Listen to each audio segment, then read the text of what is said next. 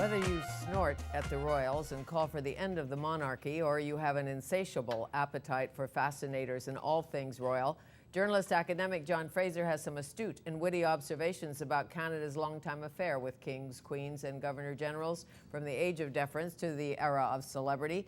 Fraser is an award-winning journalist, and he is the master of mass ecology at University of Toronto.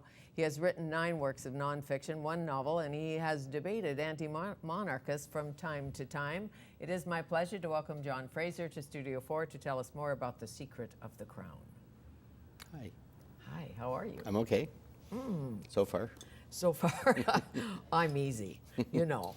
No hard questions. I thought you were a wild Montana girl. I'm a wild Montana girl, but I don't ask tough questions, Emma.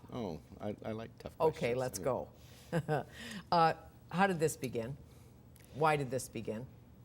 Well, for me, it began, I suppose, with the coronation. I was a kid of 9, and I became infatuated then. But it was a struggle. I had a mother who hated the monarchy, Really? amazingly. Yeah, she refused to stand up for God Save the Queen, which as a boy of 14 was a bit embarrassing and built character. But that wasn't the reason for the book. The book came about because after a whole number of years, under basically since the late 60s, the whole notion of the crown's been fading in the country. It's been sort of going the way of mainstream churches, just a few older people, or so it seemed to me. And the worlds I live in, the world of journalism, the world of academia, the monarchy wasn't hated. It just people were indifferent to it, or so it seemed. And then a colleague and friend of mine, Michael Bliss, the historian and academic. Yes, a lauded historian. Oh, wonderful guy. But unfortunately, as a Republican, he and some colleagues started controversial historical debates in Toronto called the History Debates. And one of them, they were all controversial. One was we were right to hang Louis Riel. The other is Pierre Trudeau was the worst prime minister in our history. And then one was it's time to cart the House of Windsor off in the tumbrils. And he asked if I would defend the monarchy. And I said, yeah, I would, actually. I actually believe in it. So the first shock was over 1,000 people turned up for the debate in Toronto. And the second shock was I won it. It's about 60-40. So then Maclean's got interested and asked me to write some articles on Crown and Country. And the next thing I knew, I was sent to London to cover the wedding. And the next thing I knew, I had a book contract.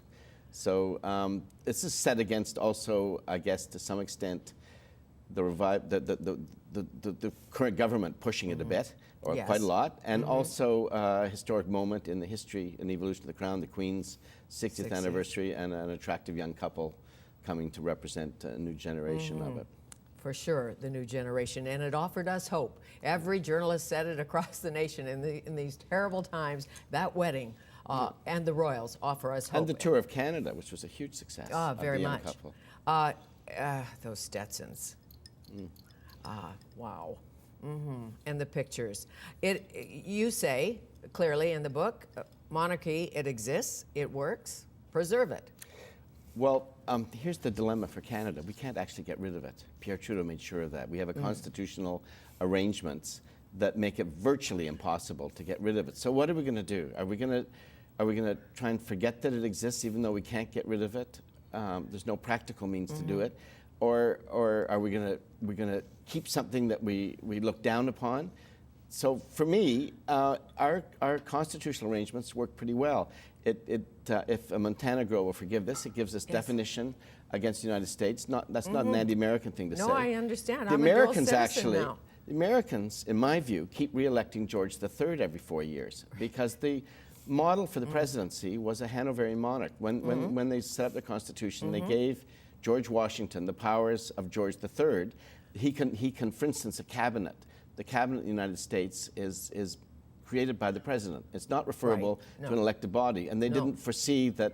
President has power. That's right. Well, Congress has power, but president has some. So did the House of Commons with George III. So what happens is, though, it's a very rigid constitution, very hard to change, and so they have preserved the perquisites of a Hanoverian monarchy, whereas we've evolved. So I think it's interesting, and it's very exciting to me to know that our sovereign, our queen, can't do boo all. She can only do what our government says she can do. And that is a kind of a living symbol of the power of people. So it's just the opposite of what some people think it is as a feudal relic. To me, it's a sign of evolution of government. And the difference between a tribal and a constitutional monarchy is? Well, I was a tribal monarch when I had my little toy coronation coaching it down with my Scottish granny. But there's not much tribal monarchy in Canada. We have monarchy light. We're not inundated. We don't worry about, if you'll forgive the phrase, who's sucking Fergie's toes, you know, things like that. We just, that isn't part of our life. But the whole idea, the oath of the Queen, what was she, 26 years old? Yeah, or younger, when actually. Her dad died? Yeah, I guess 25, 26. About somewhere in there. And she said, I will serve no matter how long I live. Yeah, no matter how long I live. And Charles is a patient man because... Charles, interesting case, because a lot of people dismiss him as a doofus. And, but he's someone that figured out early on that he was not going to be king for very long. Maybe a bit like his great-great-grandfather, Edward VII, after Victoria. He's maybe going to get a decade at most. So if he was going to make any mark in the world, he either was going to do it as Prince of Wales, or he was just going to be someone sitting around. And so he's espoused causes which some people find crazy, but in fact they were ahead of their time. Well, he was a defender of the earth. He weighs in on everything. He's a good man, and we'll be lucky to have him as our titular head of state. Well, as you know, he weighs in on everything from genetically modified food. He's certainly not a dilettante. He's a hard worker. He got in a little bit of doo-doo with Camilla, probably the love of his life. Don't know. Well, that's, you know, I don't know if you've actually read the transcript of the famous phone conversation. I did, and to me it was two quite lonely people trying to figure out how to have a life together. Well, and you point out in here that who hasn't? Well, that's right. Had but one of those conversations. We don't have a microphone. They're just not watching us. Yeah. And I'm sure you never had a conversation like that. No, but of course not. I may have. Only talk about apple pie, things like that, and high corn or something like that. But when you're in the public eye, you know how your image can be distorted to such great degree, and you're surprised. But let me tell you the story they wrote about you. Do you know what I mean? Yeah. When somebody says, "Let me write your story," you're such a great journalist. You know, let me write your story. And it's in fact my story about you, not your story about you. And you say, "Okay, write my story," and then you read the story. You say, "That's not my story." So imagine if you were Prince Philip. But Fanny, there's something much more sinister that went on here. We now know what was going on with the Murdoch press. The whole revival of the monarchy in this country and in the UK was set against the collapse of the Murdoch system of reporting. And I stumbled onto a horrible little story while I was writing this book. I was up in Georgian Bay writing it, and I went over to have dinner with friends on another island, and they had a young psychiatrist who worked in Toronto, but he was Jamaican-born and did his training in London. And we were talking about the hacking scandal, and it was just at the time that it emerged that the police who were protecting the royal family were among those supplying the phone numbers to the News of the World.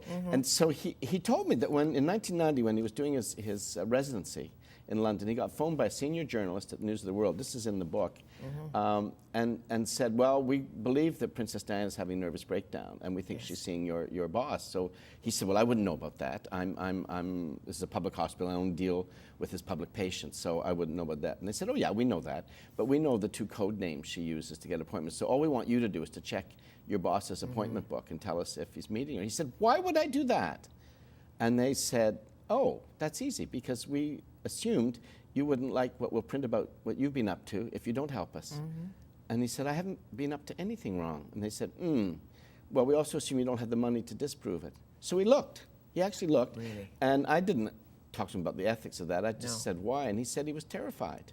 He was terrified of seeing his black face on the front of a newspaper and having his career destroyed, even if it was a lie. And later my wife said, why didn't he just phone? I said to my wife, why didn't he just phone the police about blackmail? And she said, because the police probably would have phoned the News of the World to say that your man's not legal. So the royal family has been subjected to stuff that we were not aware of. And part of the disintegration of respect that happened in the 60s and 70s, 80s, we can actually, I think, directly lay to really crummy journalism. That's interesting. And not just the royal family, the governor generals certainly remember. Sports figures and stars. Sports figures and stars. But when Hillary Weston was appointed lieutenant governor. Yeah, she was pilloried in the Globe, in your old rich paper. man's wife. Yeah, rich man's wife. What did she do? She didn't take a wage, as I recall. You say, and here she didn't take a wage. She gave her wage back and became like a She was good. Very good lieutenant governor. And then some of even Margaret Wente took it back. Yeah, they did. And said, why was I so snide? I think because there's not really an understanding. Part of the problem is people who respect the crown in this country were sort of made to feel a bit of shame that they should like such an antiquated or relic system. And so they kept quiet in the hope that people wouldn't notice it still go on. In fact, the crown operates every day very effectively, even in Quebec, through the system of regents, lieutenant governors and governor generals. And we have a good system, and it works well. And I think my main argument is you don't fiddle around with something that's not broken. Well, you also pointed out in here, I think it was you who said in The Secret of the Crown, that preserving a tradition does not mean pickling it. No, and it's also, people don't realize that the crown itself, the monarchy, has evolved, like all things, right? Most recently, one of the big issues for some people was that only it was the firstborn male that would inherit. Well, now that's being changed. Yes. It's a bit overdue, but they are doing it. And also the fact that the poor heir to the throne couldn't marry a Roman Catholic. Could marry a Hindu, could marry a Buddhist, Right. could marry a Sufi, but could not marry a Catholic. And that's a residue of history, which was not attended to and is now being attended to. John Fraser, our guest, his new book, The Secret of the Crown, Canada's Affair with Royalty. We'll come back and talk more about his first encounter with royalty.